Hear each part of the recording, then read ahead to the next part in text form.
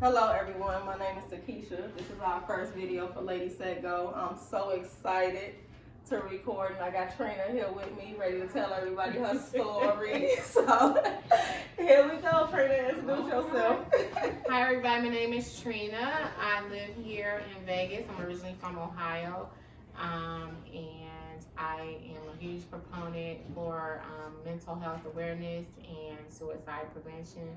I do public speaking and just different events so that I can bring awareness to everybody, especially in the African American community, what good mental health looks like and how to deal with certain things that you may go through when you have mental illness.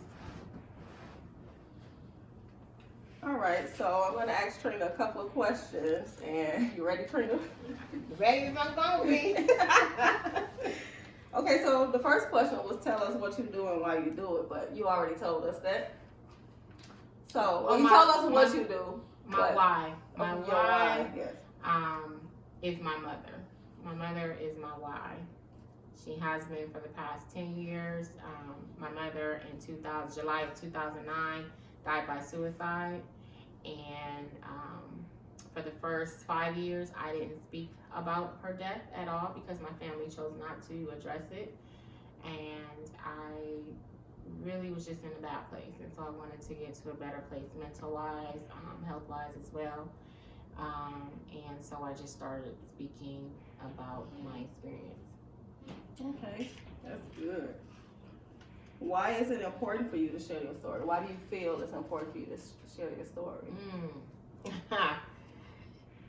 For me, it is extremely important to share my story because there are so many people who don't understand that if you don't talk about things that have affected your life in such a way to where you are battling depression, even if you have a mental illness, what's hidden cannot be healed, and that is just something that I heard when I was in church, and it has stuck with me. Wow. And it makes a lot of sense when you deal with mental health, when you deal with people who have things going on that they bottle up inside and they don't talk about it. You can't heal if you don't talk about it. If you don't release that weight off of you, you cannot heal. I agree. What are some warning signs that you think people should look for when it comes to people who are depressed? Like, how do you tell that someone may be dealing with depression? Well, the first thing is, and it's something that we just don't do in general. A lot of times we get busy with everyday life and we don't pay attention to the people around us that we see every day because it's like, okay, I seen you, whatever, you know. A lot of it is nonverbal, so it's the behaviors that happen. A lot of times people just don't feel comfortable having that conversation and saying, hey, you know, I am depressed. Right. So, for instance, if I'm someone who always likes to go to the mall, shop, hang out, and all of a sudden I'm like, no, I don't want to go. I'm going to just stay here. I'm going to stay in my room. And I do this continuous. That's a sign that something's going on with me. Right. Whatever it is, whether it's depression or whatever, it's a sign that something is wrong. Something's going on with me. So for you, if you're my friend, just say to me, hey, Trina, I noticed for the past couple of weeks I've been asking you to go out, hang out, go here, go out to eat. I love to eat.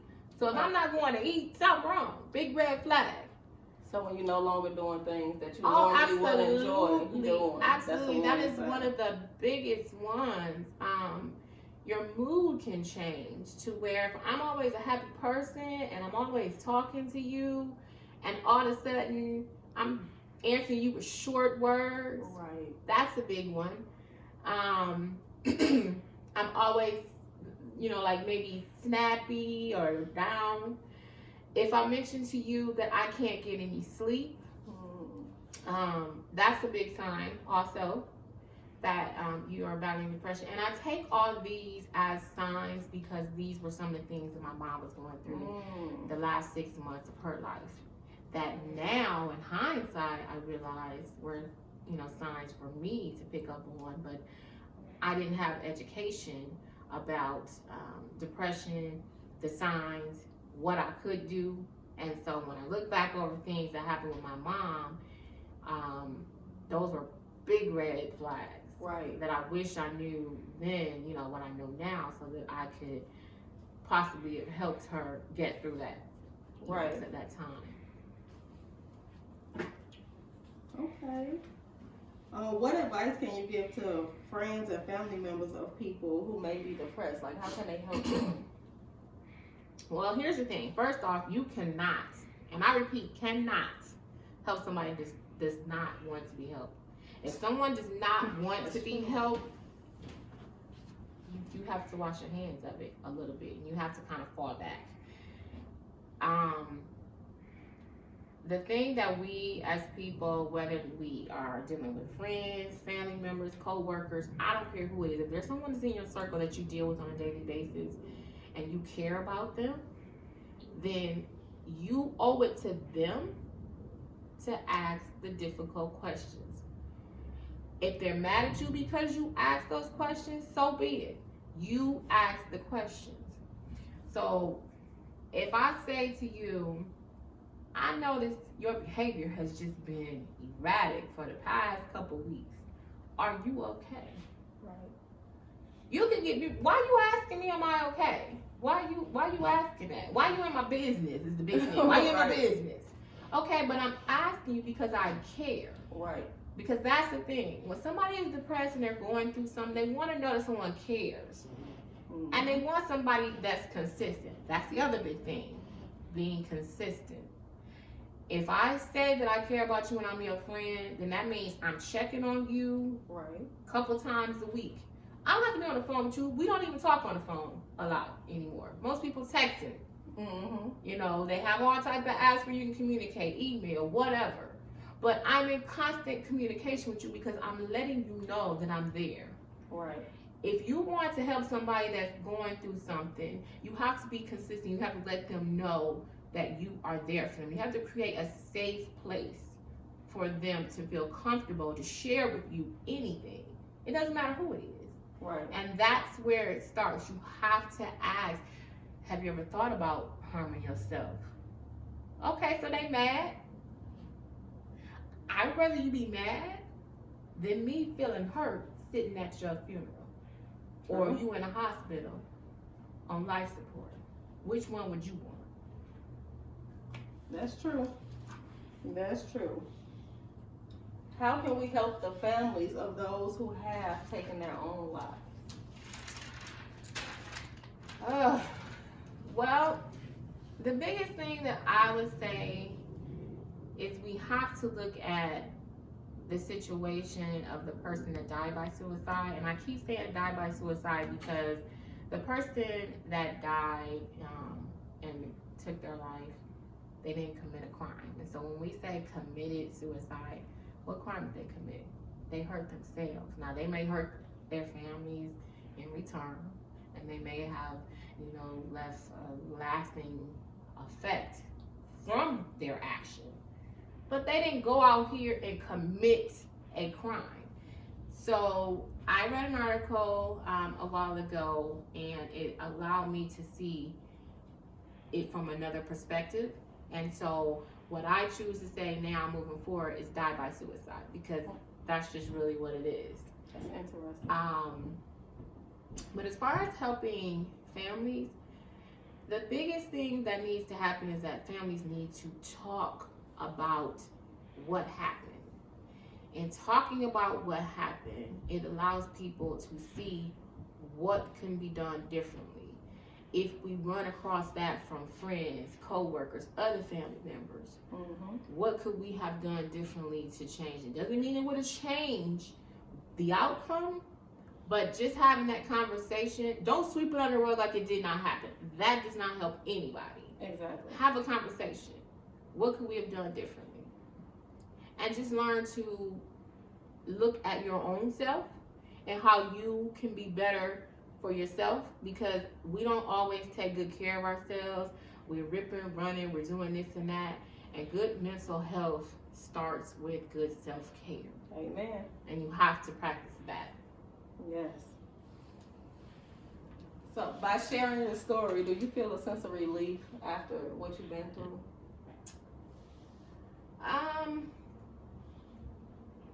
Relief, yes and no. I say yes because for me it's always healing to be able to share my story to help other people. For me, that's the best way for me to honor my mom's memory and for me to share her story, my journey, but also to educate other people. Right. And that's the big thing here. If I am so in my own way where I feel like what I have to say is not important, then that means you're not going to care. I'm not going to be able to help you. I'm not trying to help you. I want to get to a place where people understand that whatever your story is, doesn't matter. Share it, because I promise you, it will be for somebody. Your story may not be for everybody, but it's going to be for somebody. And it's okay to share it. I don't think that I will ever have total peace because of the way that my mom died. I didn't have closure. But what I have to learn is that it's okay for me to not have those questions answered. And that was something that plagued me for a very long time because I wanted a note. I wanted answers. I wanted to know why. Why would you leave me? Why would you leave my brother? But I had to understand she wasn't in her right frame of mind. And whatever pain she felt like that was the way to handle it. So I had to make peace with that and understand I can't change that. If you can change it, you can change it. But if you can't, you have to understand you got to leave it be. And you got to move forward. You can't change everything. And you can't control everything. That's true. Do you feel it gets easier with time after losing somebody to suicide? No, ma'am. And whoever thinks that, wrong. I carry so much with me on a daily basis, and it's been 10 years. When I go through certain periods in my life where things happen and I can't pick up the phone and call my mom, I feel some kind of way.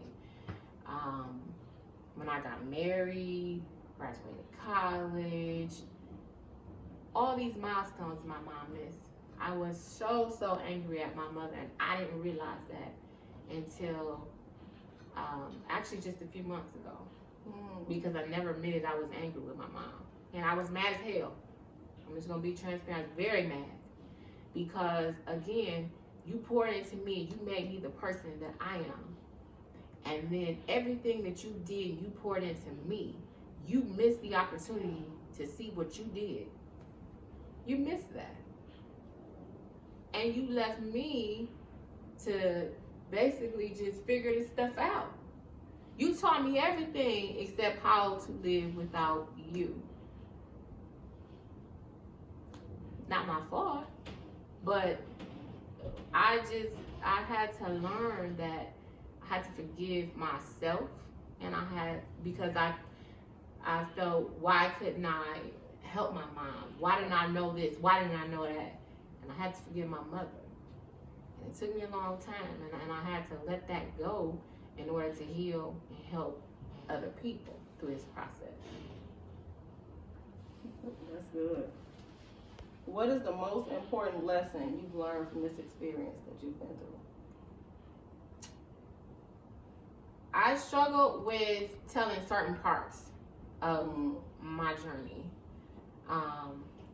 and my mom's journey for the last 6 months of her life. I struggled because my mother told her sister and she told a close friend that she wanted to hurt herself, and nobody did anything. They didn't tell me, they didn't tell my brother. My brother had 2 children. And I always thought, how if someone tells you that they want to harm themselves as a person, do you hear that information and do nothing? So I struggle with telling that to other people because I didn't want backlash from people. But I am not angry at these people.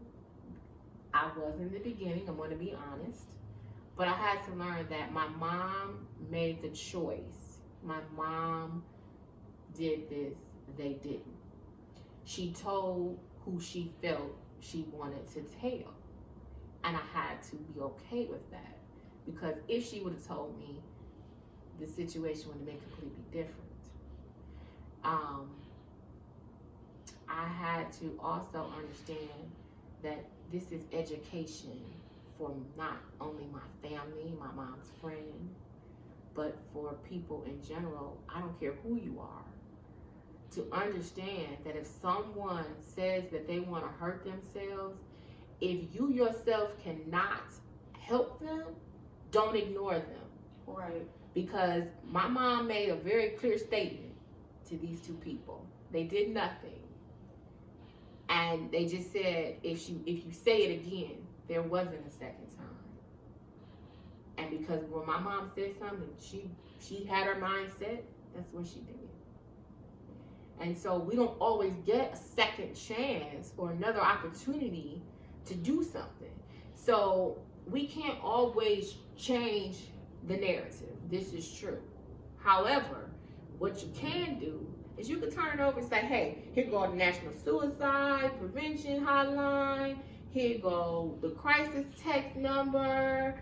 You know, here's all these resources. Or get on the phone, stay on the phone with this person. Go to their home, lay eyes on them, talk to them. Try to help them in some way. Because it's not for everybody. Everybody can't handle that. And I get it. But just do not ignore them. Because when they are hurting like that, they want somebody that understands them and somebody who cares enough about them to try to help them. You may not be able to change the outcome, but you can try. And that's the biggest thing. Just try. Because it can be a cry for help if somebody tells you. It absolutely is. A lot of the time, not all the time, but a lot of the time, the person that's hurt, they don't want to leave here. They just want the pain to stop. Exactly. And I experienced that after my mom passed away. I didn't want to hurt myself, but I didn't want to be here no more without my mother. Why? I was like this with my mom, like a joint at the hip. I'm her only daughter. I was the oldest. Like, why would I want to be on this earth without the person that always poured into me, who gave me everything of herself? Why would I want to be without her? Who else on this earth is going to care about me like my mom? Nobody. My grandmother was right second close, but my mom gave birth to me. So the connection and that bond was there. And to just have that snatch without notice, it's devastating. And I just don't want anybody else to have to go through that. You don't ever get over losing someone to suicide, ever. You learn to deal with it in a way that is healthy for you. Right. That is the only way you can survive. And when I say suicide survivor, that's exactly what you are, because you survived what could have taken you out of here. Because when somebody dies by suicide, you are close to them. Even if you're not close to them and it affects you, your state of mind and how you handle it can be so detrimental to your health if you don't handle it in a proper, healthy way. Right. And there's no really right or wrong way, but obviously we know self-medicating is not the right way. No. And what I did was I just kept eating until I got up to over 330 pounds. Because I was like, okay, I don't want to get professional help, so this is my medication. I just kept shoving it in. And then my husband was like, no more. You have to stop. We can't continue to do this. I can't continue to watch you keep doing this to yourself. Right. You have to get help. And so I did. And I'm better for it. Shout out to your husband. Honey. Shout out to your husband. God bless me with a good one. Everybody's not like that, but he cared enough about us and me to say, this is where I draw the line. Right. Which leads us to our next question. Yes, ma'am. What is the best thing you can do for your spouse when your spouse is dealing with a parent who has left them by suicide? Like, what can you do to be there for them? How do you be there for somebody when you don't know how they feel? That is one of the things I used to always say. You don't know how I feel. You don't know. I took that away from him. And I minimized the fact that he could be there for me. He could help me. I just kept saying, you don't know. You don't know. And one of the things I was very afraid of is that if I stopped talking about my mom, I would forget my mom. That's an interesting point. So I kept, in everything I almost did, I kept talking about her. I gotta keep remembering them. I gotta do this. And I had to realize my mom was alive in my memory. I looked at my brother. My brother is an exact replica of my mother. My mom, characteristics that she had, her personality, I have. The things that I say, the things that I do, we are her. Right. We're walking around, we are her. And I had to understand that putting a wall up and being in this little bubble every time the holidays came around, every time her birthday came around, every time the anniversary of her death came around, I can't keep being in this bubble and let nobody in. It's not fair. Right. I didn't want to get hurt. I didn't want to lose anybody else. But unfortunately, when you're born, you got a start date and you got an end date. And you're going to leave here. And I just had to learn that it is okay to feel the way I feel, but I also have to consider how everybody else feels that is in my immediate circle.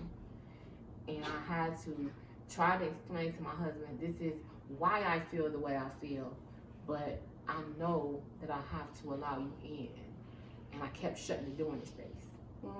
Because I kept minimizing the fact that he could actually help me heal.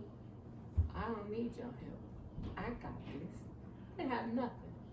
I was about to be without everything because I didn't want to get help. I was about to lose it all. And then my husband said, listen, I'm not the enemy. And then I was like, oh, okay. But he really had to be very patient, kind, because I have a very strong personality. And I would just lash out because I wanted to keep staying to myself. Because I wanted to be safe. Right. I don't want to let you get all the way and then something happen to you and then I'm devastated all over again. But unfortunately, am I living or not if I keep doing that? If I keep putting up this wall, I'm not living. And I wasn't. Because I was so afraid of losing somebody else. It wasn't even a suicide, just losing somebody in general. If my husband leaves the house and he works, I'm on the phone calling him like, you okay? He's like, baby, I'm fine. In my mind, if you're not answering the phone, something happened. So in my mind, I'm processing like, okay, somebody about to call me and say something happened to him. I would get so paranoid that something was going to happen to these people that were in my life. I hold on to it with a chokehold because I'm that afraid that I get a call that something happened. If I call you in an hour past and you didn't call me back, I'm ready to call the police. I'm ready to call the hospital because I'm afraid that something has happened. And I wouldn't live it. I was just in fear all the time. And that's no way to live. But that's what I did. That's how I dealt with what I was going through. I had to allow my husband in and help me through this process and walk with me and stop shutting him out. Right. I had to realize he was with me and not against me. Exactly. He's my partner for a reason. Wow. That's deep. The whole thing is deep, honey. So I want you to tell everybody how to get in contact with you if they have any questions or need any coaching or anything like that, because this is a very sensitive subject and a lot of people don't talk about this, and it's affected so many people, even people in my family. So let them know how they can contact you. I actually am on all social media platforms.